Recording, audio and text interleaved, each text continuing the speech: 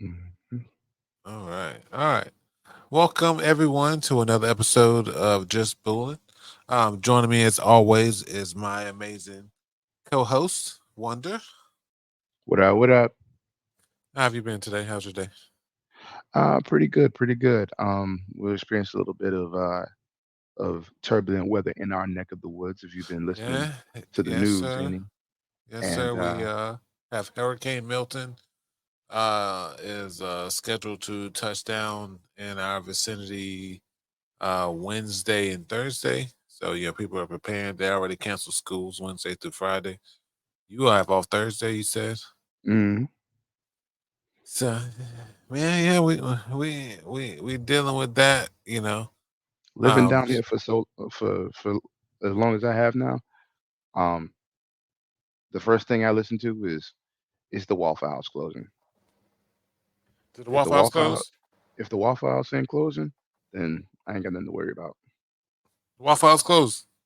Not yet, right? Not that I've heard of. I did say like a lot of fucking national like service disaster places depend. They look at Waffle House closing too. That's crazy. And considering that's gonna be the only place you're gonna eat, like I ain't gonna lie to you.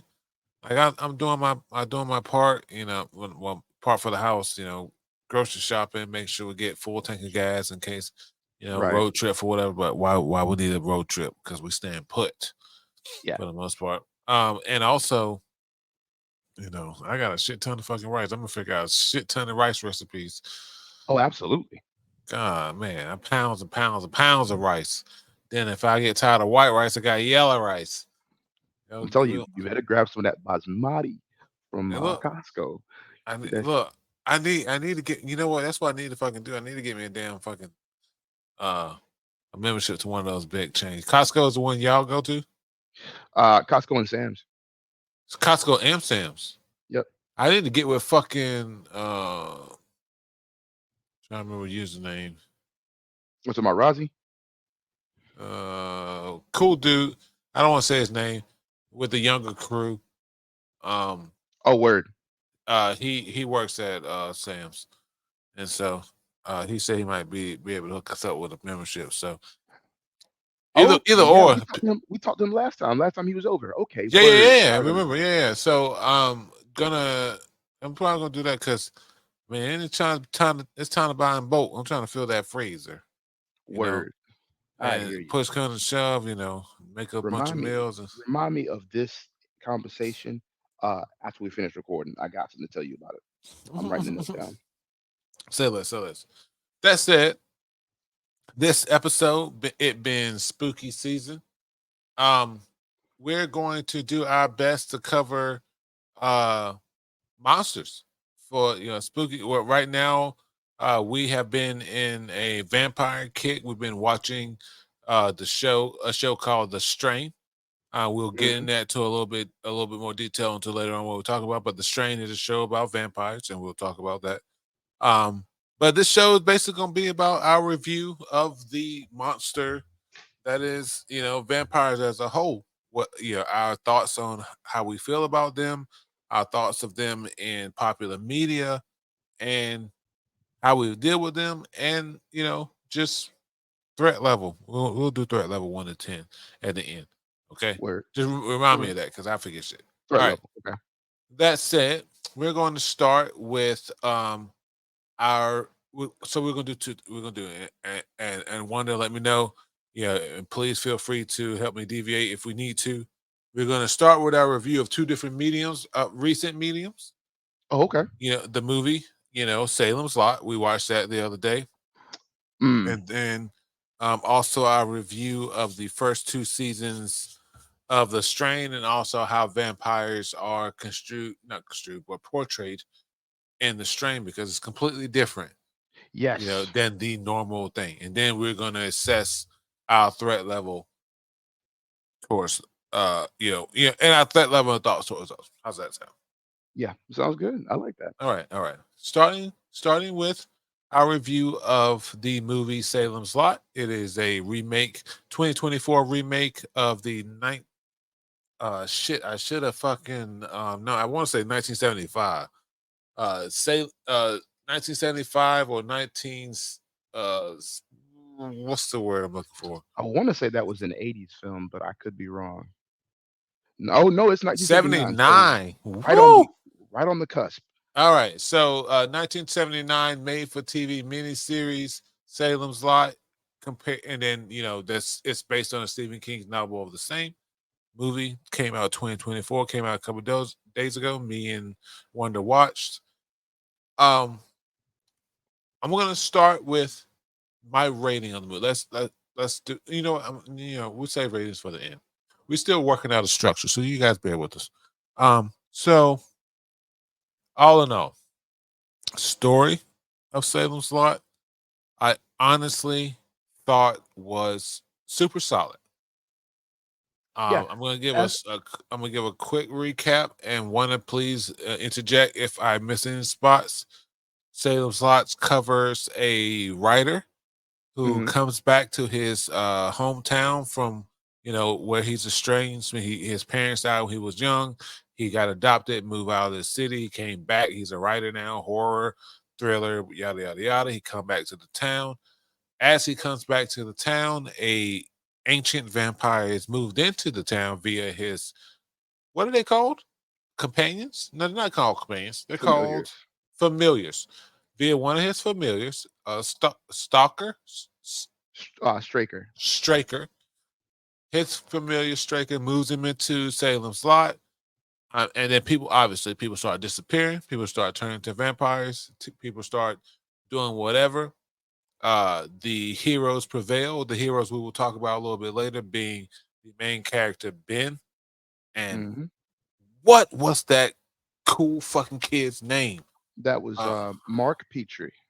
Mark Petrie. Yes. Yeah, Mark Petrie, the star of I the have. fucking show. I just got to derail just real quick and just say I have never identified with a kid so hard in all my life. I have like it's weird to say because I'm one of the few people I believe if you can't see yourself in a character without it looking like you, then that's a mark not against you, but that's something you need to work out. If you have to Yeah, see yeah. you in order to get something out of something in order to learn a lesson from something or be able to empathize, then that's That, on you. that's a side note I would also like to comment on because recently here with everything being representation must be made, I can honestly and truly say as a child between my fucking 5 year old and let's say fucking 16, 17, 18 year old, when I saw a character that didn't look like me, I didn't focus on their color. I focused on what they were doing, how they acted, and what they brought to whatever. And I just And imagine myself as that. and you know what? You know what? I'm gonna go ahead and just if you allow me to just poke a little deeper before I pull it back. Go ahead. Um, it This is our shit. We can for do and say us, what we want. we're right, but I don't want to bog it down too bad. I don't want to get too heavy because this is a nice episode. But I will say a lot of that comes from being a black male nerd. We didn't get to see a lot of us. Not getting into the woe is being stuff like that, but just it Oh, was so you reality. saying We it innate in us to just see that character as us anyway because we knew it wasn't exactly. coming. We didn't Okay. have we weren't gonna have that. So we looked at virtues. We looked at what is that cat doing? What does he stand on? That's why And it's crazy universally. as little black kids, we knew that the personality and the virtue and the morality of a character that didn't matter what color they were. If you matched that stuff, you were just as good as them. Look, standing on business is a cultural phenomenon for us. It's the reason why, as little black kids, as little black boys, everybody wants to be Vegeta. Everybody's top is Vegeta. Everybody like Goku's the main character. He's the strongest. Everybody loves the motherfucker, but motherfuckers love Vegeta. That is, if you ask 9 times out of Mexicans ten, if love you Vegeta ask, too. You remember when they fucking they do, but 9 times out of 10, if you ask a young black man that grew up watching Dragon Ball Z who his favorite character is, Vegeta. they're going to say Vegeta and then Piccolo.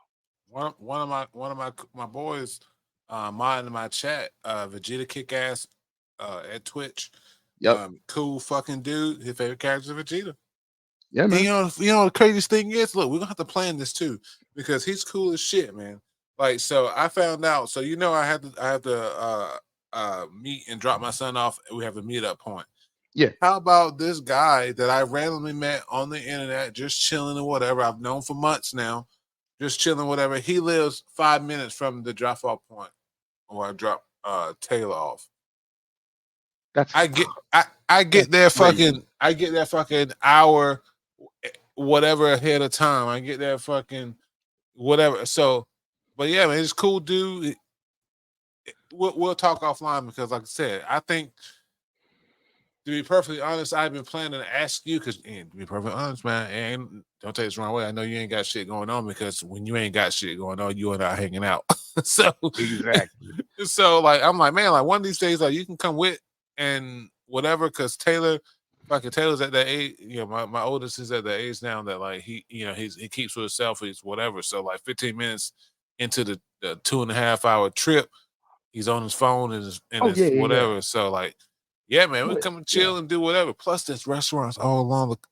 We'll No, talk about that yeah, yeah, offline. no issue. But to bring it back to what I was talking about with Mark's character, the reason it's easy for us to identify. That I believe is the core of the reason why, because we didn't have that. We knew we weren't going to have that.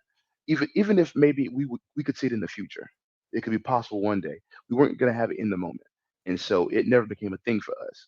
And so we kind of inherently do that instinctively. That is to say, I've never looked for a character to look like me and think the way I do all in one package. I never expected that. So I I think got I've done the slapped in the same. face. I think I've done the same because I was understanding, and you and I both were same person. I knew that couldn't be one person. Yes. Yeah, it was just too good to be true. They were never gonna get me on screen.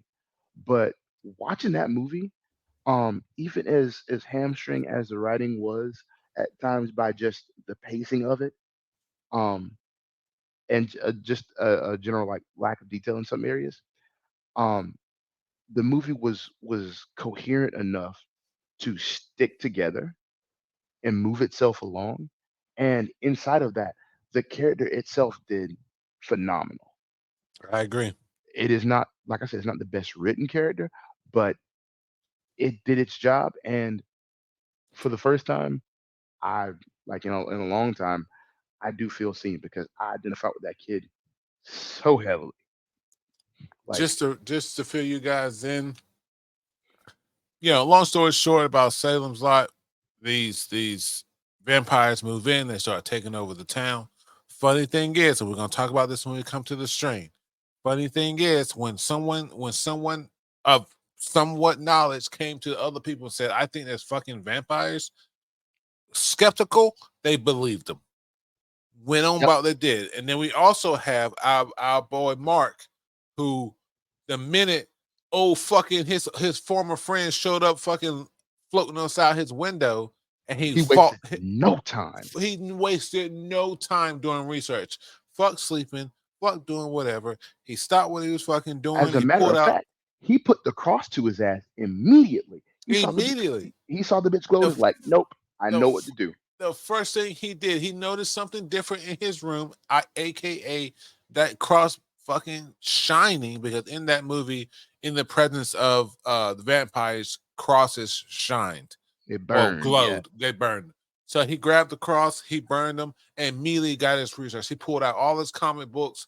He fucking realized all the people he ever talked to, who he and needed to talk. it wasn't like a montage. There was not like oh, in the next morning, as soon as he could board up those windows, he was underneath the covers with a flashlight, a fucking notebook, and a marker. And all his comic books. He was noting this shit down immediately. This dude had a page, like pages, but like this dude was he, oh he my was god, I he was saw fucking myself. on it, and I we saw both myself. watching it saw ourselves in Mark because when a situation is weird, when the situation isn't what you think it is, there's no fucking investigating noises. There's no fucking going out of your way to get yourself killed. It's let me take a step back, figure out what the fuck is going on and how can I approach it. Because the minute that he had his plan together, Mark was about business every single bro. step of the way. He When had I his fight. He went to the head vampire's place of residence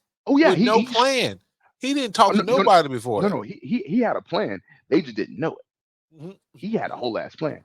But what's crazy about it, and I keep saying it, just to go back to it. One of the my when I was younger, my parents caught on quick. The easiest way to stop me was to stop me before I got ahead of steam. Because if I focused on a mission, whatever it was, if I focused on something and I realized I wasn't getting help, that was it. It was go time. I would just disappear, which also made it hell for me because there were times where I would just be literally just chilling in my room doing nothing, and because I was quiet, my parents would be like, "Nope, he's up to something." But Mhm. my parents knew it's like, "You got two Yeah. chances to help me when I come to you, and that's it. I'll never speak of it again."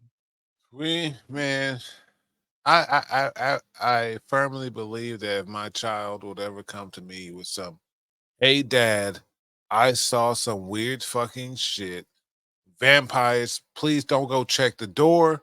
Please don't do this. I'm gonna be like, that's weird, but at the same time, this isn't like you at all. So Yeah, I believe you. I'm not checking the door. I'm not whatever. I'm also believing the priest who brought you home and is that talking part. to me about what fucking shit. And that's the thing that we're gonna point on when we go to the strain. Credibility is what we're gonna talk Ooh, about when we get to fucking later on and when it comes to vampires or whatever. So all in all, just to wrap Salem's Lot of solid movie, start to finish. Writing was a little off at points, yes.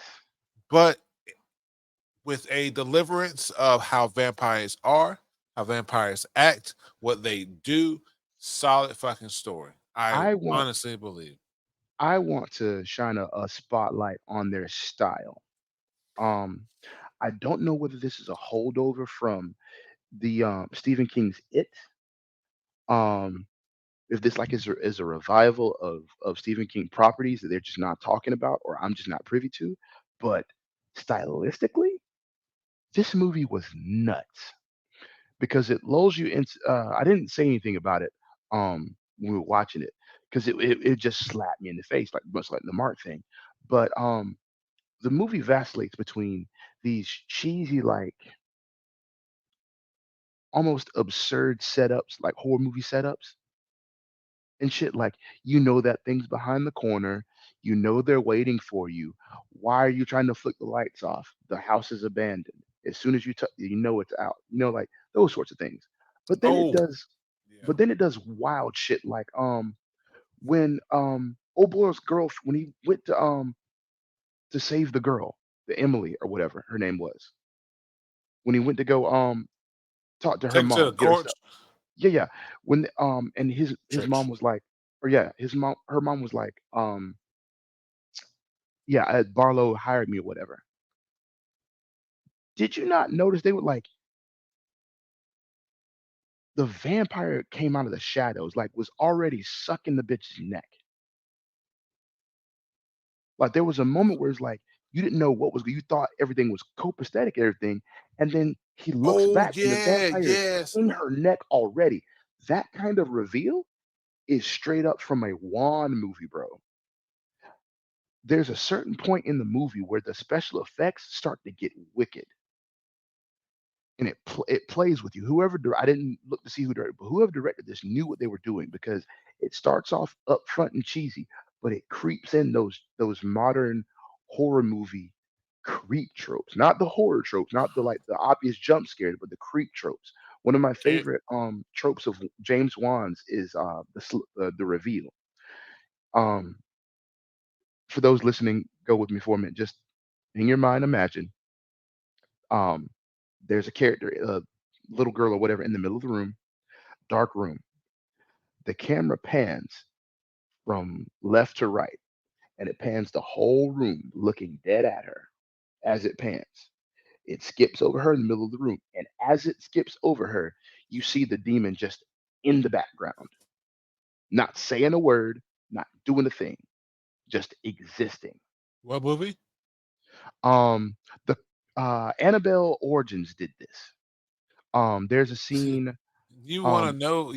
Uh, Annabelle comes home. You mean? no, Annabelle Origins. Or yeah. Annabelle comes. No. There's the one with Origin of Evil. Ah, it's the one where they're at the farmhouse. I can't remember what the name of that one is. I want to say it was Let me look. it's a second Annabelle movie, Okay, okay, okay. but it's a scene where the little girl from See No Evil is underneath the stairs with the doll. You said Annabelle Creation was that movie, right? Yes, Annabelle. Yeah, Annabelle Creation. You want to know why you love that scene and why it remind you of that scene? Mm, Same director, yeah, yeah. Gary Gary Darderman. He did all of the Annabelle movies. Then that makes sense. Then yeah. So there's a scene inside of Annabelle Creation where the little girl's under the stairs. Um, and she's hiding from she doesn't know what yet. We know it's some ooky spooky shit, but Yeah, she yeah, yeah. doesn't know. Inside of the thing, inside of the small little room under the stairs, it pans across the small area. It goes across her and then across the wall, and then all of a sudden there's this demon sitting in the corner, and Okay. it doesn't jump at her. It's just there all of a sudden. The sheer presence of it is what is scary about it, and that kind of focus is what strips away all of the excess bullshit in horror movies because at that point it's not about how well you did the CGI. It's not about how well you did the creature makeup and stuff like that. It's about how well did you build the suspense both up to this point in the movie and up to this point in the scene. How well did you tell the fucking story? Because if you failed, then a reveal fails every fucking time. And it showed in Salem's Lot because as the story went on, the fucking creep factor dialed up to 11. Case in point, I can't remember her name. I love her to death, but I never Winifred or something like that.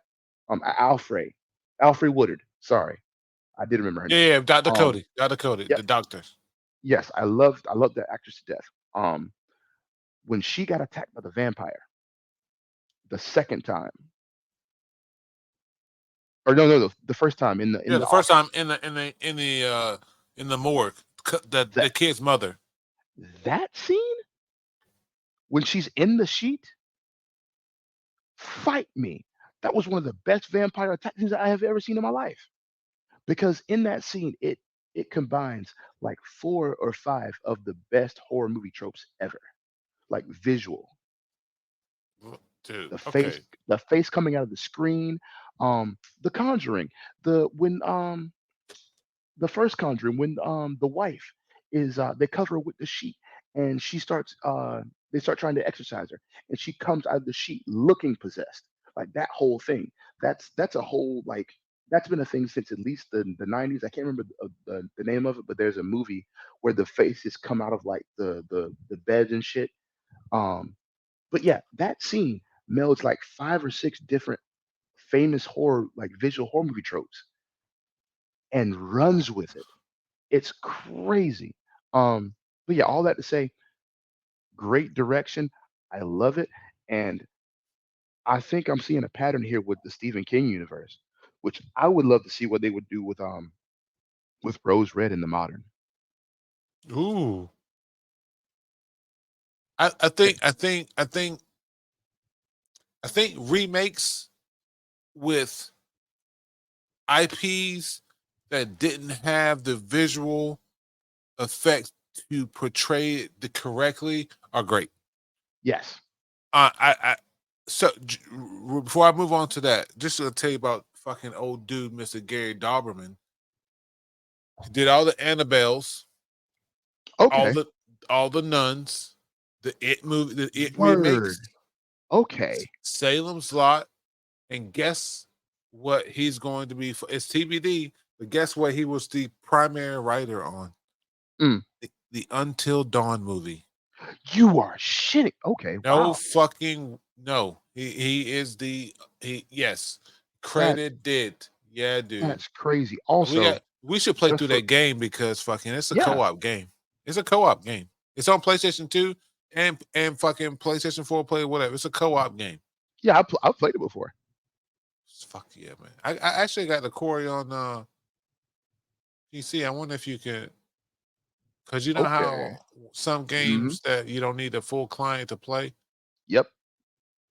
We'll Yeah, look into that. we'll talk. But Also, I will say, I did notice that they did race swap some of the cast. I did look at it, like Mark Petrie. Um, that being said, um, I don't rescind what I said, and I do Ray ask, Swat from the TV yeah, series. yeah, because I the didn't little, even look. yeah, the little kid was white. I don't know why, um, and I don't know if it affected it. Those who have seen the original, let me know. I've because I did not see the original. I forgot. I would I forgot the fucking love for someone who has seen the original. Or you know what? Hold on, man. It's only like 2 episodes. No, wait. Because we could also watch the original too. One season. Yeah, put it down, man. Because I got Thursday. 2 episodes. Fuck, dude. We can knock this shit out in a fucking.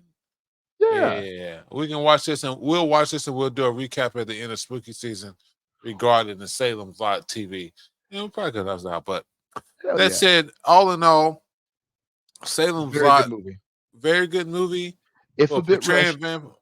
If but a very bit good. rushed, yes. The They went super quick. the Vampires in plot, town. Everyone's yeah, taking over. the plot Fucking moves very very fast. Also, yeah. I love that there are just a lot of the Game of Thrones actors just showing up. In the Strain, we have Walder Frey. In You fucking in Salem's Lot, Euron Greyjoy is Straker. Like it, that's crazy. it was crazy. So I'm gonna give Satan's a lot. I know I give things fucking a lot of leeway and whatever, but I'm gonna give with the solid portrayal of vampires, the um Mark's character, as well as the preparation when it comes to Mark's character and the other people dealing with vampires once they realize this is what we're dealing with. I'm gonna give it a 7 out of 10. Word. I'm gonna give it a 8. Ooh, I'm gonna okay. give it a 8. I subtract 2 from it being fast, but I gotta give it it gets another point from me. Actually gets a point and a half from me. I'm gonna move that to an 8.5 because number one, the special effects. Number two, the creature direction. Number three, the creature design. Now I split up creature direction and creature design in two different ways for a reason. Choreography matters. Me and my boy here is gonna watch Dog Soldiers this month, which is a big thing for me because I love that movie. But choreography It's our is a big werewolf thing in that movie. episode. Yes, sir. Um, and the way they move in particular is very interesting because it's very unique. And on anything else, it would seem funky. But when I tell you in Dog Soldiers, those things are damn creepy. Um, and in Salem's Lot, it was much the same way. The choreography in each of the attack scenes, superb. Once again, I got to go back to the Alfred Woodard Doctor Office attack. Amazing. Um, every time we see the fucking Barlow kick somebody, like fucking eat them, it's fucking amazing because I love it because it's always sudden. There's never like blah blah. No, this is a monster. This is a monster that needs to feed. Um, and he's always creepy about it. Love that. Absolutely love that. And the design itself with the glowing like The going goldish crosses. amber eye. Well, Oh well, not that, oh yeah, yeah, yeah. the eyes. That part is amazing. There was Most a scene. Yeah. most TV shows, they give them like weird eyes, or like they give them blood red eyes, or in the Joss Whedon case, they might give them all black eyes. The two I've seen so far that just blow me out of the water as far as vampire eyes are Van Helsing and this one. And Van Helsing is my top. Van Helsing is like battling for number one in top spot of vampires. Is that Van Helsing with Hugh Jackman? Yes, that's the one I'm talking about. I've never seen that, and so that's on the list for spooky What? season. Oh, No, bro, yeah, dude, I have never that seen it. is that is immediate. Okay, Season of the okay, Witch, Dog Soldiers, and Van Helsing. We got to watch let's those. fucking do it. Let's do it. We got time. You know what we do. We normally knock Okay, out fucking couple episodes of the strain anyway. So word. let's fucking do it. Not to dwell too much on it, but in Van Helsing, they do a different kind of vampire. Like they're that's Dracula and his brides, but they are more akin to demon portrayals of bats. So like think of like a bat fell, like monstrous, uh kind of like the Strigoi in the strain, a mix between the Strigoi and Marcus from Okay, Underworld. That's what they are when in their true form, but they can take glamours basically. It's their monster design is cool as shit. Um, but the vampire's eyes in particular, especially the brides, because they get the most screen time as far as you looking at their eyes. They have some of the most fascinating visual effects for the eyes. It's absolutely evil. Um, and it conveys that other like that sense of other, that these things are creatures, but at the same time is so visually striking that it's gorgeous. Um, in much the same way as this, it's that golden glow is eerie. It's the word I use for it is lambent, because it's okay, like it's almost distantly radiant, and it can get brighter. It's the effects were top notch on this one. So, and the betrayal and the choreography, I got to give it an 8. I don't want to dick ride too much, but this was a good movie. This is a good movie in pockets. Like I said, the only thing was it was a little rushed in both plot and in a bit of the acting itself. Some of it was kind of a little bit phoned in, and I think that might be down to a bit of millennial writing too. We're sort of reaching this storytelling like event horizon. And it's like like anybody who's famous nowadays only knows how to tell one kind of story, because I guess that's what everybody thinks they want to consume. But yeah, it like I said, but beyond those two things, 8.5. Sorry, I okay. didn't need to ramble there. No, you're fine. You're fine. 8.5. 8.5 is good. I thought it was great myself. Solid movie, solid portrayal of vampires. We're If gonna you go if y'all complete. couldn't tell, I'm a very visual person. We're gonna go completely, probably literally 180 in the way vampires behave and the portrayal and vision of vampires when it comes to the strain. The Oh God, strain yes. is a TV shows where 2 seasons deep on 3 seasons, with power 2 episodes into season 3. The Hmm. strain is a show about a vampire outbreak, but it's not your typical one. This vampire outbreak is came about from a ancient vampire coming to New York and spreading its strain of vampirism via worms and whatever. These worms Yeah. infect um, humans, or and what do you call baby vampires? Oh, the neonates. Neonates. And they literally their first fucking instinct is to go and find their loved ones and then infect them and then onward and so forth. Completely hybrid mind type things outside of a few select special vampires. Hmm. But um, the reason why I wanted to wait until we spoke on the strain was the fact about credibility. The one of the main characters in the strain is a character named Ephraim Goodweather, and he is a world renowned scientist and doctor in the study of infectious diseases for the CDC. Okay, we're going to establish that from the beginning. Motherfucker What knows about stuff. he knows about fucking stuff. The first fucking episode starts where a plane lands, and who do they call? Ephraim Goodweather to come check it out. He comes and checks it out. Things are weird.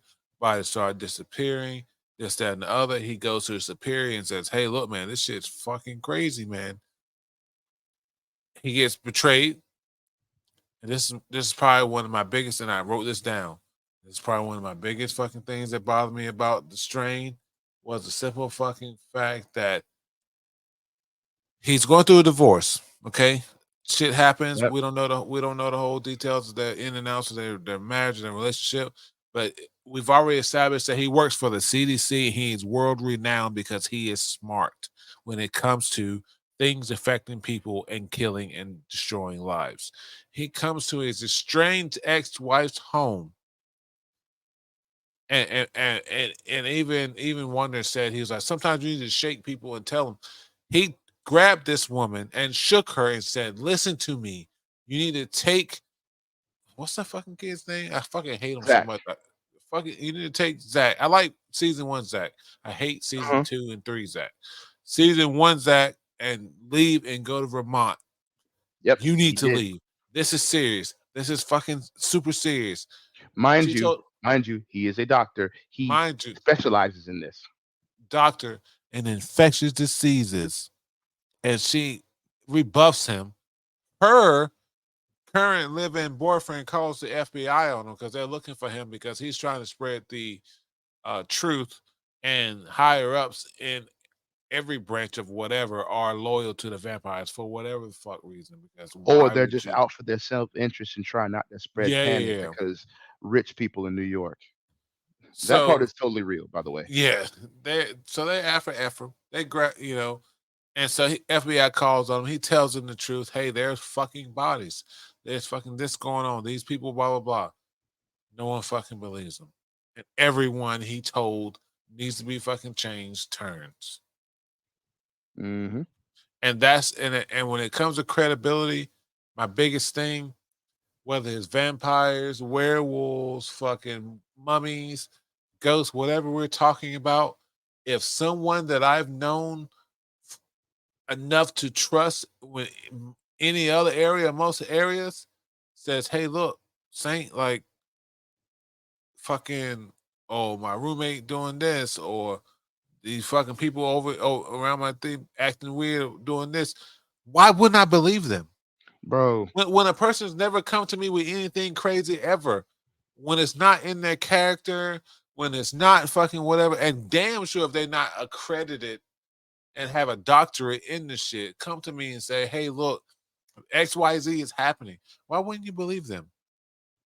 Why are you yeah, fighting them? Why are you pushing them away? Because that's how people get killed. yep. It doesn't it It's does it doesn't make any sense. Why wouldn't you believe someone who works for the CDC when they say you need to leave? And you know what she did? She ignored them, went to fucking school, found out that fucking everybody who was supposed to be coming to school didn't come to school because you know what? They're fucking panicking, scared because random fucking people are popping up dead, and there's these things that fucking sticking fucking nah. liquors You out and whatever. And she's you like, you giving them know too much. what? Ephraim did tell me I needed to leave and go to Vermont, Yeah, that shit pissed but me the then it fuck was too off, late. man. And also, fuck Zach Goodweather, man. He's the biggest bitch. Fuck Oh, that kid, dude. bro, I yeah, all my I homies like hate Zach his Goodway. face pisses me off so fucking much, and I know the actor did a great job doing whatever he did. I'm not faulting the I'm actor because I'm not that person, but I'm not gonna I'm not gonna I'm not gonna fault the actor, but I'm also not gonna praise the actor because the I hate to do this, especially to a kid, but the kid is doing the bare minimum. out He of just out he of a just he just letting there sitting with a fucking pissed off face. not even Pretend really you're pissed off, mad. not even a pissed off face. They did this thing with his face. They picked a good kid. They do a lot of visual storytelling, so they don't have to do a lot of storytelling um in exposition, which is a good thing. I think this writing team is just terrified of anybody being an expert on anything because they throw a lot of stuff around, but it's clear that nobody knows anything about half of the systems that they're mentioning in this. And it's like, what was the budget for this? This is not being disparaging. This is not me tearing it down. It's just stating facts. Like it's like what happened with She-Hulk, where it's like people were calling them on like the fact that like the procedural part of the show was not working, and they openly admitted that they didn't know how to write a procedural. It feels like the same thing here. Um, there's a lot of visual storytelling to make up for it. And with Zach, they casted a kid that obviously looked a bit aggressive and a bit like a shit stain. Like even his natural face looks like that. He doesn't have to do anything except maybe narrow his eyes just a little bit and look through his hair, and you already want to whack that kid. Um, because immediately I and Satan will attest to this. As soon as the scene opened up and the camera panned, it's like I said, "Who the fuck is that?" Yeah. I immediately say had to go back and look. It's like, yeah, they did change it. It's like I noticed it immediately. Like, who the fuck is that? But literally, all he has to do is look through his hair and say something impetuous, and you hate him immediately. So I will say that to the casting director, good fucking job, Yeah, yeah. good fucking job. Good fucking job on most of the cast, mind you. Most of my problem has to deal with the showrunners and the writers. The cast is doing the best they can with what they have, minus a few people that I think just they grabbed off the street, honestly. Yeah. But as a whole, though, once the show gets like once the show does move, it's wonderful, and the premise is amazing. The premise is amazing. The premise is a ancient vampire decides that he wants to take over the world, and he starts with New York. He gets himself shipped in country, passed across moving water because vampires can't do that shit themselves. That's the thing, I think. Um, then begins to infect and take over everything. Also, while working with a multi-billionaire in order to influence the other rich people and do whatever. They have their resistance when it comes to certain law enforcement agencies, literally just taking it upon themselves to just eradicate the vampires. But for the most part, they outnumber those people who are trying to stop it. The story behind it, they call Strigoi, Yeah, Strigoi, Strigoi. Strigoi in the show. But the story itself is solid in between the horrible writing, some parts, because we got moments like uh Vasily, who's one of our I speak for both of us when I say one of our Yes, fucking favorite fucking characters. Cool as fuck. He's a pest exterminator turned fucking vampire exterminator. Cool as fuck. with a huge love of architecture. He loves Lovely, architecture. lovely fucking dude. Falls for this fucking girl whose Dutch. previous girl fucking ran out on the first chance she fucking got when there were vampires around. And threw her most valuable possession in the fucking river. Mind you, this is also a laptop, which could probably help them to get shit back up. Because Like, that same girl is also the one that fucking was paid by the multi-billionaire to crash all fucking communication within New York in order for them to the pandemic to spread as fast as it could. So it's all fucked. yeah, my Vasily and this girl, fuck, I don't remember her name because I hate her. She fucking they Dutch. fall Dutch. They fall in love, not fall in love, but they get closer. They hang out. They do whatever. And then the minute she shows back up, she fucking and then they leave. Her Hmm. and the girl left, and they begin of season three. Like it's shit's fucking crazy to me. Yeah, they went back to her apartment so they could board it up. And to get on that too, fucking Ephraim, that motherfucker's a dog. Oh, bro. Mind you, he's the motherfucker. He's brilliant. He's a brilliant fucking doctor and scientist and pathologist or whatever he does, that he created a cure or created something that destroyed them and identified it. But he's a fucking alcoholic fucking dog. He is going through a divorce. That's cool. That happens. No one's upset about that. He's going through a divorce. He fucking beginning of the show, they portray him as someone who's trying to get his family back, even though they Yeah, say that his wife has moved on and has some a live-in boyfriend, live in, bro, because that shit was wild to me. they discuss wanting to turn his office into a game room. So live in. He's all like, "Hey, I love my wife. I want to work this out." They go into therapy together. I want to work this out. She's obviously uncomfortable when he's saying this. Then Hmm. it flash forward to he's been sleeping with fucking not even she's not assistant, because let's put some respect on her name, Yeah. associate, and it's just crazy. Then they go through some shit. He literally gets done. He literally gets done banging this girl. What's her name, Sketch? Which one? The Hispanic chick? Hispanic chick. Nora. He gets done banging Nora in his marital bed of his old house. And her the best best friend. friend her best friend walks in, and she's like, "Oh, what the fuck, blah blah blah." He's like, "Oh, we came here looking for her. She's gone. Where's Zach?" Well, he's with friends. Oh, well, Now, you had time to fuck. Okay, now good. I get that. hold on. Mind you, the whole reason they just made out, the reason and got busy was in the show. They had just been through a traumatic experience. Very traumatic. So And had not had a whole lot of time alone. yeah, And we realized in the beginning of season 3 that it's been between the first and second season, it's been 23 days total. not a month.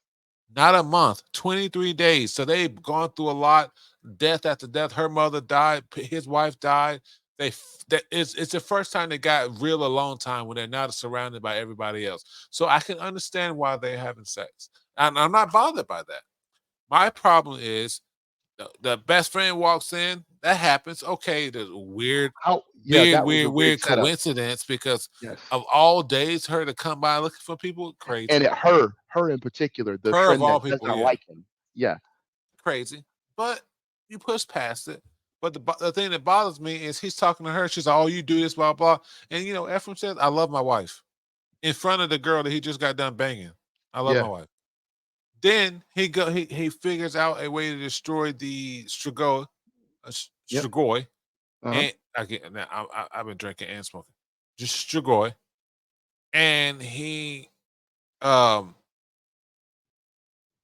what's the word I'm looking for? Synthesizes. Oh, yeah, since he synthesized or whatever, he needs to go to Staten Island, which is walled off or whatever. And so he gets there, he goes, he does his thing, and the first fucking thing he does is fuck somebody else. Oh no, he went to DC. Remember? Yeah, he went to DC. He went to DC, and then he fucked that other girl, Lee. Yeah, yeah. Which to be fair, that I don't know if they wanted to portray that. So I'm gonna have to stop you right here because Devil's there's a advocate. there's a reason that this is jumping around like this. What I've noticed throughout the show is they want to do so much with this show. This show has an identity crisis. It doesn't know who it wants to talk. It knows who it wants to talk to. It just doesn't want to commit to it because it wants to speak to like the true crime slash supernatural fans, but it also wants to appeal to like the 40-year-old cat moms and also the soap opera and like Grey's Anatomy crowd. That's me. So I'm 40-year-old it's cat mom. it jumps around so much. They construe and construct these weird social situations just to put these characters into weird situations. Case in point, his drinking.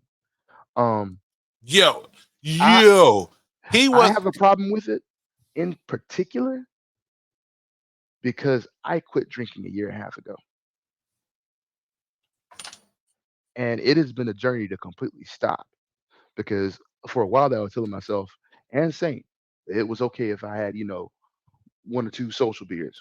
I'm gonna tell you, and then there's a moment where I noticed that he was taking strides to do it because he mentioned to me he stopped drinking, but he said I'll drink socially or whatever. So his socially turned, and then I noticed when he caught himself because it went from socially to not at all. But his socially would be, oh shit, we're getting together for magic. Okay, I'll just grab a fucking moonshine or hunch punch and Hmm. mix it with fucking Sprite or whatever.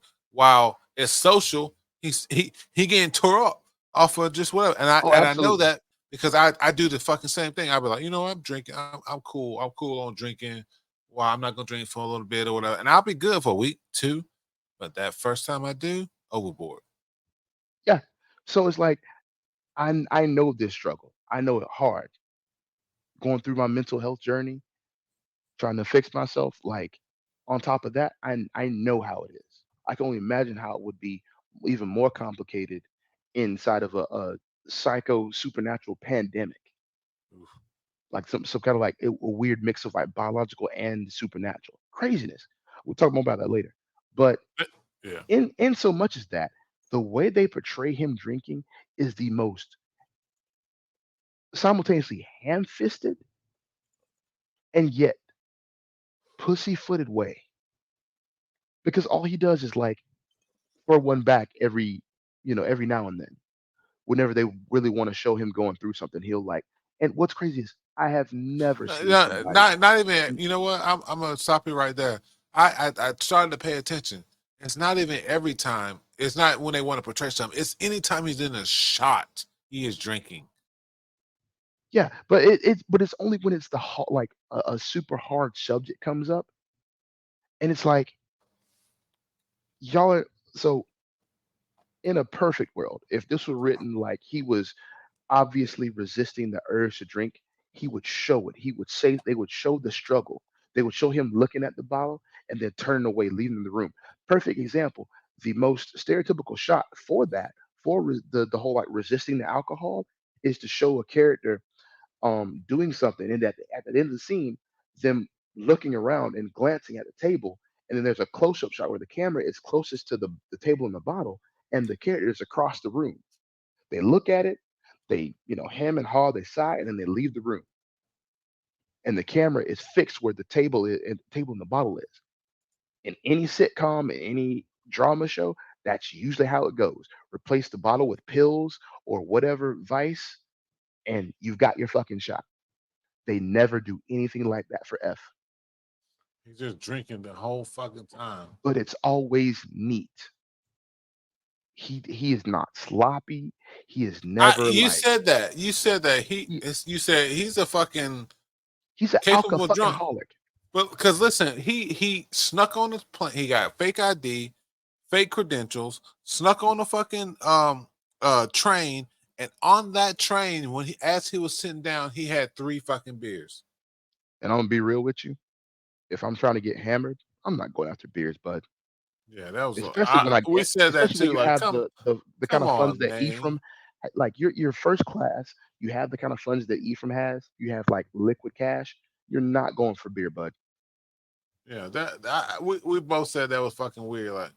Like that must have been some shit. Like he went up to the fucking thing and asked them about getting more drinks, and they said they Yeah, can't give him more than he has to but it's get. it's it's like that for everything. Case in point, Gus. I don't think they really had anybody like a his like anybody in the Hispanic like culture on hand in the writers' room, like Yeah, that because created this. Gus is weird. Gus wants to be black so bad. I have never seen a more well put together uh Hispanic character that wants to be black so bad, because that what he's portraying is stereotypical, like, Gangster. yes, stereotypical gangster culture, like a parody of it. What makes him convincing is the fact that number one, the guy's a good actor, and number two, they played this absurdity like it's true. That's the only reason this show gets away with half the stuff it does, is because it doesn't laugh at itself. If it were any less serious, this show would fall apart. But like I said, it keeps itself moving. And like I said, the premise, oh my God, you're talking about a vampiric virus that acts like a not even like a zombie plague. This is an alien virus, basically. This is another life form that when they like infect and multiply, they create they create some kind of weird psychic resonance that links you to the master. He can see through your eye. What kind of supernatural bullshit is this through a biological vector that is entirely too aggressive? The reason I call them neonates is not by like that's not by coincidence. That's by design. Neonates are any in healthcare um any child that is under 28 days old. Okay, okay, okay. That makes sense. And the obviously the vampires they wake up as children basically. That's how I think of it because it's a biological process. The person dies and the neonate wakes up. And just like any other kind of animal when it's first born, it's hungry. Like it goes through the stages of the neonate. The the awaken, the quiet contemplation, the fussing, the feeding responses, everything like that. So I'm following what I'm picking up what they're setting down in the show. It's just the fact that it feels like somebody had this great fucking idea and like so much like thought behind it and passion, but like the details completely escaped them. And they were given a budget before they were allowed to nail down the details. And so a lot of this stuff feels fly by the seat of your pants because there are also Man, some plot holes that show up too. we saw the budget thing when they fucking mid season two they did a special fucking um season well episode opener. It was fucking visually amazing. It was only for one episode. Right. But We I saw at the beginning of Shigoya season two when they were chopping heads off when they first read Rudyard. mm-hmm. Oh that oh I will forever say that that was a bad piece of writing. Rudyard's whole thing, that was Bringing him stupid. back. I agree. Especially they went through the whole all the Lumen's been destroyed. The Lumen Omon Lumen is basically a book that tells the history of the vampires and as well how to destroy them, right? Yep, the So Lumen. also the Lumen. And so they're looking for it throughout the series. Oh, it's been destroyed. They go fucking find it to find out that the seller is a little boy that they met 40, 50 years ago at a monastery. It was a lot. It was a But lot. what's crazy is it was a great callback. It really was. It was Chekhov's fucking choir boy or Chekhov's altar boy. So we see him in the beginning, those two meet, and then he says, "Hey, you remember me?" Blah blah blah. What where they went wrong is where they wrote Rudyard's fucking like his whole Selling it to the interpretation of the highest event. bidder and That it made no sense. There were two ways to go about it, and it's obvious how they could have gone about it in the way they wrote it because they make him mention the fact that the Mother Superior said it was evil and that it should be burned. They could have easily just had him sit on the book and not know whether to destroy it or not, and have Satrakian go and have to find his ass, and then have to like tussle and like do some kind of philosophical debate. Because let's be honest, other than chopping heads off, which he should not be able to do at his age anyway, the old man doesn't get up to much. So like giving him this bit and like giving him a bit of like backstory and history like they did with Icorst and like see some actual discourse come his way and him deal with it, especially like having a moment with this boy that he saved and having to overcome this adversary in this little boy that he once saved, once again saving him again, that'd have been perfect. yeah, But that would have been. I would have much enjoyed that than him being some money grubbing fucking bookseller. or or the other side, which they tried to tease and chickened out, they could have him as as a convert, like he truly believes in the master, whatever he saw, what he saw as a child, and believe there's no hope. Let's just join the master. And so he's trying to, drum up support or whatever, and then give it to the master anyway. Whatever. Like either way, those are really your only two options. But this like I'm out for myself type thing, where he believes he'll get away. You know better. You have the book. You become an old man now. Like you know better. In no world does this shake out like it did on screen. You know, and in no way that the experience is not what Yeah, you shaped you experience as a as a kid. child that literally you have lived with because you know It's, what is deal. especially since as soon as they show him on screen, they show him holding the book. They show him like clutching his fucking pearls. And when we next see him on the train, he's clutching his pearls again to the point where I thought he bamboozled everybody and he still had the book. But then I later thought he, on, I literally thought that they miss fucking, they did a misdirect, and he literally was still holding on to the book, and the first book that they showed him was fake. I I did did think too. that. Because it's the way they write this shit, man. Not to say I'm not down in the show. I'm more poking holes in the like showing the holes in the writing because it's just that part was just bad. I think we can all agree that part was just bad. Um, and it's little stuff like that. Um, but once again, the cool parts like the the Born, motherfucking Daywalker, ancient Roman day. This dude fought as a gladiator. So I that's right. That motherfucker is old as shit. Also, I'm mad because they keep killing off cool characters that they don't know how to do anything with. Like fucking Vaughn. Vaughn said a couple mysterious things, did a light montage with Gus on some training shit, said some other spooky shit, scared a couple kids, killed a teenage girl, and then fucking died. They I ain't not gonna lie, man. They really made me feel like Vaughn was gonna be around for a long haul. He They popped really up did. saving random people for no reason. He speaks for the elders, and oh, we forgot to mention that too. That's like on top of that being the master. When we say the master is the Yeah. vampire that's causing all the ruckus. On top of the master, there's also other ancients. I think we saw three, four, Yes. We saw three. three other ancient vampires who literally sit on this little metal chair most of the day until they feed, but Hmm. they are in cahoots with daywalker vampires who cover themselves in order to not, be seen by whatever. Um, but Vaughn, who they introduced as someone who saved, shit, who was it that saved? They saved Gus. uh They saved Gus. They also saved the one lady's kids and the Caribbean woman. Yeah. They Um. saved her, but killed her daughter because she had a nick, and they weren't fucking playing around with her ass. Yeah. She was infected immediately. And they were like, nope.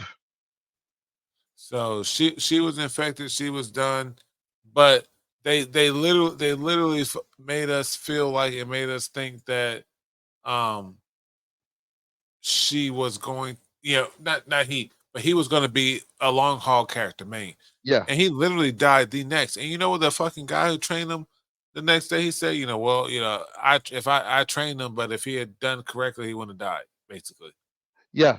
That's what he said. Yeah. It's like I said, the writing is weird. Uh yeah.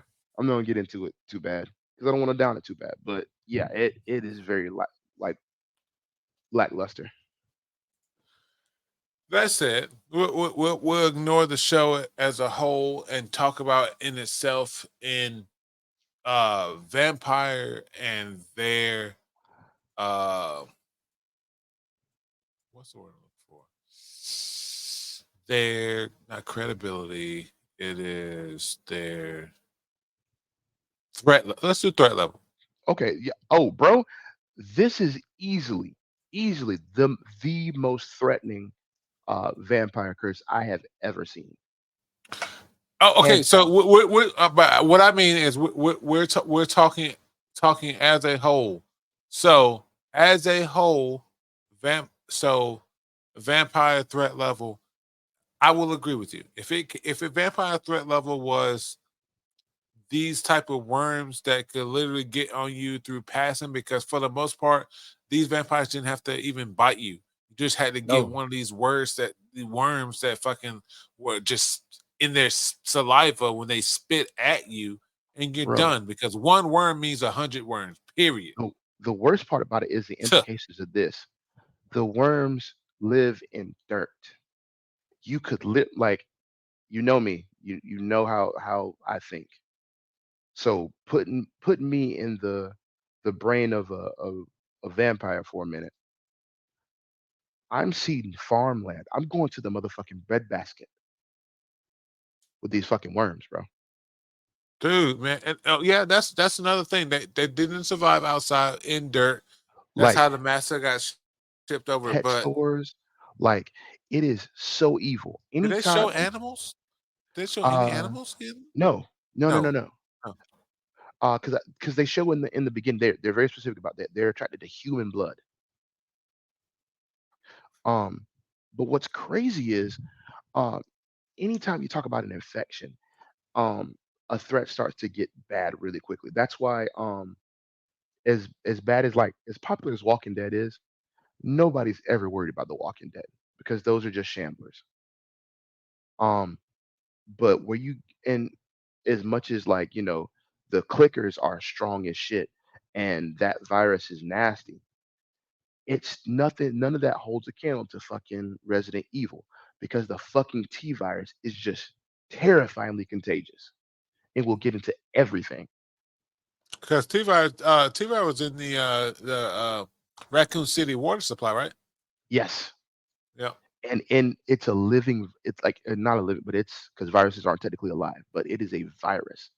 It is a rapidly evolving virus. Even if they left it alone, if the government left it alone, it was going to evolve at a rapid pace. Um, Much the same way with werewolves. Werewolves as a like a real life fucking problem that's completely untenable.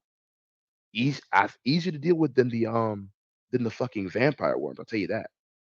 I feel like so But when I think threat level for vampires, I think about a range. So obviously our threat level will is determined on the based on the type of vampires. on the ground or invasion, Let's not okay. We do this Strigoi. Let's not do yeah, them because that's a just whatever. Let's do vampire, and let's not even do the Salem's Lot vampire because Salem Lot vampire they got most of the they got turned by just getting bit. yeah. That's That literally the was same. That's literally what's the same as the worms. what's So crazy is the let's the say the actual turn with blood, the like dripping in your vampires mouth. the vampires in Salem's Lot are actually like more like traditional vampires. That is completely supernatural. They Actually, get I bit, take that they back. turn into. Alfred Woodard was able to stop it with a rabies shot, but other than that, it looks completely like supernatural. Like they move fast, like they Oh yeah. fucking What disappear. Like it's you mentioned that when you said that um the visual of the cross making them not being able to be tethered oh to. yes, oh that was a big sticking point for me. So it's the vampires in fucking Salem's Lot are highly supernatural. Um, I like the design of them because it feels like inside of the design they made them feel more like they're not tethered to the mortal coil because the crosses repel them. It's not like they burn like they do physically burn them. And like in other vampire media, whenever you throw a cross up, they shrink back because it hurts them on like a physical level. Like it burns them, right? On the inside and the outside. But in Salem's Lot, this thing repels them. Like he held what's his name? Mike Petrie. He held up the fucking cross and like the boy was repelled immediately, like a fucking strong magnet against another. Like it pushed him out. Um when when Father Callahan put it up to Mike, he pinned Mike to the wall, like up against the wall, like off his feet, Yeah. and to the point where when he expelled Mike, Mike was holding on to the door. Same thing with the boy from the beginning, and they everything just felt airy. Like as soon as the cross showed up, it untethered them. It was crazy to me. Also, the way they alight things too, the way it landed on shit was very much supernatural because it rarely were they heavy unless the scene was trying to make a point. I noticed this concept, but yeah, it's just very nice touches. Sorry. No, no, I agree. I agree. I feel like okay, so considering those the more traditional vampires, and we're considering the vampires exist. If they bite you, you turn into a vampire. And then, have you ever seen the movie Daybreak? Is that the one with Ethan Hawke? Ethan Hawke, with the vampires take over Yes. and humans or whatever, blah blah. Yeah, he's a Okay, detective. Yes, yes. yeah. Well, I'm not sure if he's a. I don't know what his job is, but um, he fucking no. He works at the company that makes the synthetic blood. That yeah, got you. And but threat level vampires, I would give out of 10, the threat level of vampires, I would give them about an 8. I would say 8 because if vampires ever, to, this is my opinion, if vampires were to ever present themselves, one, vampires been around for a long time. If they existed, they would have been around for a long time. They didn't just exist in 2024. Um, Vampires been around for a long time, which means they've been observing and putting things into motion because that's what fucking people in power and ancient people with knowledge do. Hmm. And then they would topple the government and all other shit like that. AK, that's why I mentioned Daybreak in particular, because I feel like what they would do if we weren't able to, if it wasn't a kill the master, kill it all, because we will put some shit. I mean, I would imagine the fucking United States or any other country, for example, would be like, oh shit, the Masters in fucking Indiana, nuke it. Exactly. Like, bro, So if it was not a kill the master, everyone who turn becomes a human, or that ends it type thing, I think it would be go along the lines of Daybreak, where it would just happen super fast. They would take over, and if you weren't a vampire, you weren't chosen to be a vampire, you would become food. I think it would go a lot like 28 Days Later. Just mass hysteria. 28 Yeah. days later is that zombies? That's zombies? Hmm. Or that's rage. Yeah. Rage virus. But you have to think, you if there's no master, then what you're dealing with a whole bunch of neonates Just fucking just rage, and not so much rage, just literally just feeding destruct responses, feeding destruction. overstimulation. Like yeah, that's exactly what it is. It's just wanton hunger and feed it until they establish some kind of animal hierarchy and start to like grow into their vampireness and start to like normalize. Um, but yeah, on with the non supernatural, like there are no masters, no like no Dracula, no special vampire, nothing like that. Yeah, I'd say about a 7 or a 8. It's not the Okay. worst it could be, but it's definitely bad. If any of them like can think like me and you can think right now, we're fucking hosed. I agree. Even just the one of them, because that one of them would just be like, I need the power. Give me one second. I got to pause real quick. Okay. Yeah, you're right. Like you said, if there wasn't a master controlling all of them at once, with them just being some just instinct Yeah. fed feeding machines, if they were individual hey, I'm sentient. I can fucking go and do my own. And this is kind of Yeah, like how the absolutely not. interview with a vampires were. Mhm. Once they're turned, they're their own person. They can even buck against their maker. Yeah, Some vampires have this. Um, some vampire movies and media has this lore that the maker has ultimate control over yeah. their um protege or whatever, but it's not like that all the time. Not for example, in Interview the Vampire, which I thought was a great show, and I didn't. The movie was okay. I thought the show was better. Long story short, um, in those days, they made a vampire, and the vampire could just go do whatever the fuck they wanted. The only caveat being that the um maker could always kind of feel the protege, Oh, but they okay. literally did whatever they want. No control, no, whatever. So like, I do feel like you can't give, Jim Bob. This is True Blood. You ever see True Blood? Nah. Wow, wow. I'm I'm not I'm sure. gonna I'm gonna go ahead and cut you off on that one. Yeah, Had to yeah, calm yeah, it down. yeah, yeah, yeah. So True Blood, long story short, involves a world where the vampires make themselves known. They make themselves known and become part of society, yada yada yada. That's also a Right. thing called True Blood, which is basically fake blood. Got you. Anyway, the story is literally about a girl falling in love with a vampire, blah blah blah blah. But I say that in I say that I mentioned True Blood. What well, shit? What did I get attached on True Blood?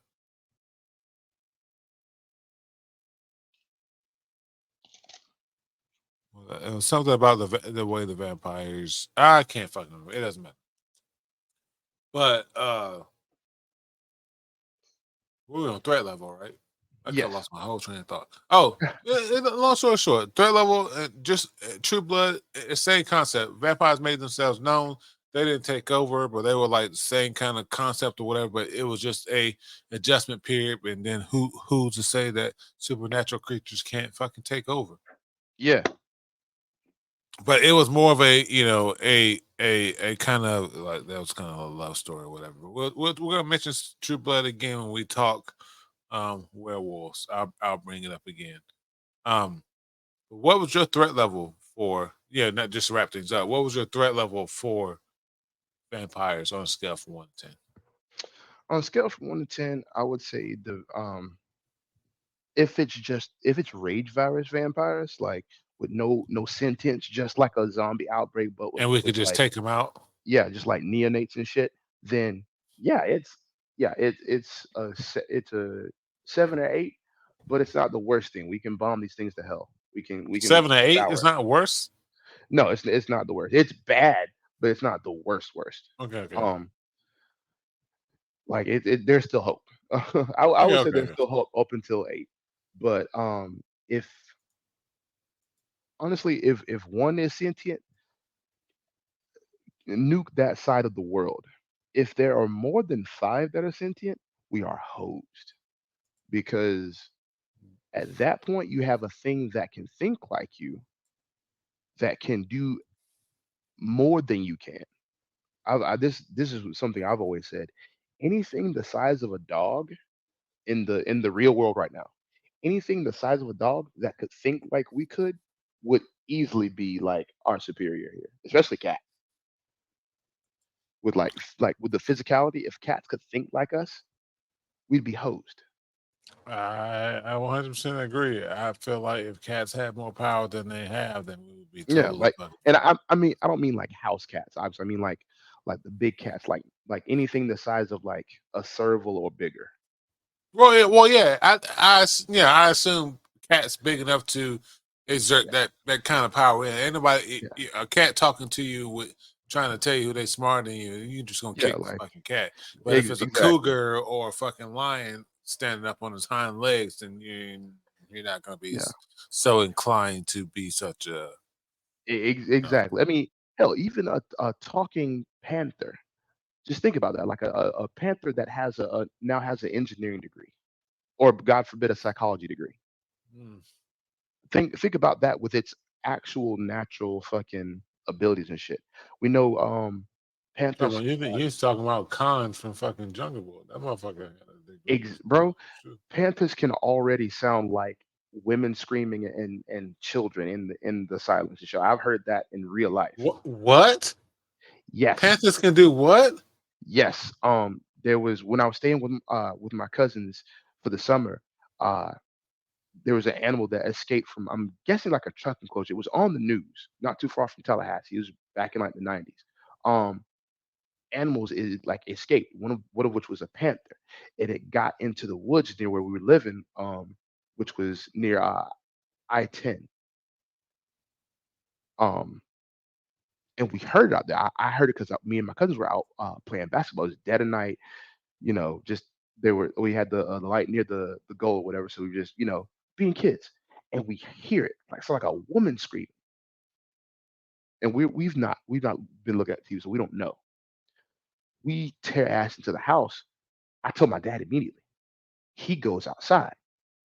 I don't even have to tell him. He hears it again, waits like 30 seconds, and then tells us all to go inside, lock the doors, and don't look out the windows. He goes and gets his gun, walks around the perimeter of the house, and then comes back inside and tells us what's up. That's a What's it? fucking it's a panther in heat. Hanging, walking the perimeter of the house. Well, walk in the woods. It wasn't near the house. No, I don't think it was anywhere like close where we could see it, but it was out there in the woods because we were living out in the woods at the time. One of the scariest things I've ever heard in my life. I can I only will fucking I will imagine. never forget that. That is one animal fact I could have gone my whole life without knowing. But yeah, they are on record as being able to sound like screaming women, screaming or dying women, babies and stuff like that. Yeah, In order to get you to rush towards them. we don't know what it's for, but it's crazy that's just a very specific sound to make. You know what I'm saying? So yeah, like just think about what that thing, and also like its physicality. It can climb trees, it can bench you, um, damn near. Like it can pick itself up and throw itself around like a world class athlete, despite weighing 400, 500 pounds. And that's not a tiger, because tiger weight don't tigers weigh like tons or something like that, like almost a ton or something like that, or half a ton. Like either way, that's a lot of muscle. Um, so yeah, that just a vampire, terrifying. Shit, I agree, man. That's a panther with no brain. I and Imagine giving a meth head fucking vampire abilities. yeah, Fucked. yeah. What was that? Did you ever see the Batman versus the Joker? The animated? Yes. No. Okay, so the Batman on the WB, the one voiced by Reno Romano, um, they did a special where Dracula came to town basically. We should definitely watch that this spooky season. I love that movie. Add it to the list, man. Yeah, it's one of my favorites. Great portrayal of Dracula, voiced by Peter Stormare, by the way, the doctor from Until Dawn. Okay. He's That got a remake recently too. word. Um, but yeah, he does a great job. But in that, the Joker gets turned. So spot. Sorry, spoiler. Sorry. Um, but it's a phenomenal scene because what you just described, given a meth head vampire abilities, is exactly what happened to the Joker, and it's fucking terrifying. I can't fucking wait. Let's do it. Yeah. So yeah. Um, Shit, if you want, we can watch that after. It's like 2 episodes. I want to say it's each like 30 minutes. Sure, I got nothing going on. I'm with it. Word. That said, vampires. I mean, this is our first monster review on vampires.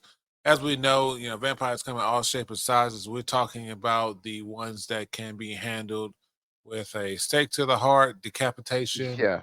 and avoiding getting bit and or fucking nicked by worms or whatever. So This power I squad tops off at 30 days a night. yeah, yeah, yeah. We're topping off. We all know when it gets to certain how fast and how strong certain things are. If we don't got what it takes, because silver hoarders. Well, I was telling one of them, man, silver hoarders fucking making bank because I'm telling you. they needed silver nitrate for everything. They need silver for their bombs and the UV lights. It's crazy. Yeah. We appreciate you all taking the time to listen to us all the way through. Um, Again, as you guys are listening, if you guys are listening on the 8th, we're gonna be going through this hurricane or whatever. Me and want to play. We're gonna be locked down, do our things or whatever, plan to push the episode. But if there's any Tuesday that we miss, you know, following may be it. But we'll figure something out. If even if we just fucking jump on a Discord call on our phones and just talk and shit. Yeah. Yeah, we'll figure something out. I'll Yeah, get it denoised. Don't worry about it. yeah, yeah, yeah. So appreciate you guys listening. Next monster review next week is going to be werewolves, and I think Ooh, man. following werewolves, we're gonna splice together a ghost and mummy episode because it's gonna be the last. That's gonna be about the last week of. I'm I'm Wait, I'm not wait, gonna I lie. take it back. So we got vampires this week. We get the werewolves this week. Oh shit, we still got one good time. So we could split. We could do. I say We we could do do a where. monster mash. Yes, sir. Fuck yeah, we We do. do a monster mash. All the monsters against each other. Who we fighting? Who you think got the best matchup? And who we survive against the best? Fuck yeah. There we go. There we go. And then just so you know, we got some excuse me. We got some things coming for, you know, some Game of Thrones talk, some other shit or whatever, as well as Warner has been putting out some banger ass fucking videos. The links to those will be in the description to the episode. Please check those out. Like, comment, and subscribe. If you like us, show us, please. Again, like, comment, subscribe. Want to get a big shout out to Rings and Lucy. I know y'all listening. Y'all listen to every episode. Appreciate y'all. So And we're gonna let loving the y'all know. gang gang. When we eat, we all eat. We get a Vibe with the plate. tribe. When we get a plate, we all eat. So, Absolutely. and we got merch and whatever, and uh drop it. I think it's always in the description actually. Link to Hellarella shop, Wonder shop. They have just Bullen tees, as well as some some cool elixir shirts. Yes, sir. It's gonna be dope. That one was commissioned by Saint. So we The are going to call it here. Appreciate you guys listening, and we'll talk to you guys next week. If you guys want to talk to us, anything like that, just you can contact us. All our socials at the bottom. Take care, and as absolutely. always, Don't forget to have fun. all right. Peace.